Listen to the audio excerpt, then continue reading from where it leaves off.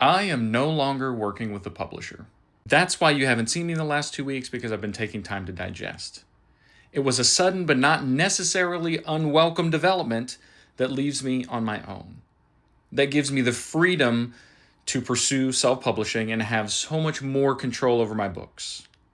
Unless, of course, a traditional publisher wants to drop a fat check in my lap, which I don't think anyone would turn down. But yeah, I am going to be looking at self-publishing now, and I'm very excited about that because it allows me to control my cover art. It allows me to look into audiobooks. It allows me to probably sell signed copies finally, because the books will be cheaper than they are getting them from the publisher that I was working with.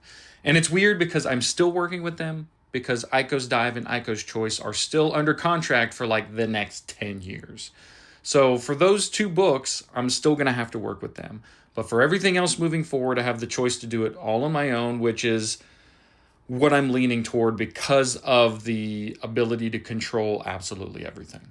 I do have a finished manuscript, and edits are next, but I'm still letting it rest. So for the past 2 weeks, I've been reading. I just finished Rift Slayer by Adrian Renick, which was absolutely relentless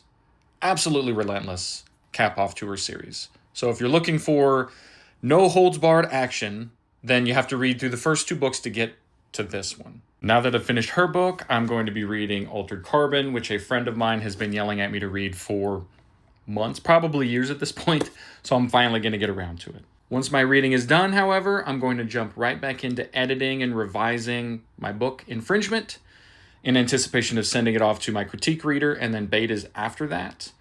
And if you want to kind of follow along with how my writing journey is going to evolve from here, then feel free to do so, because it's about to be wild.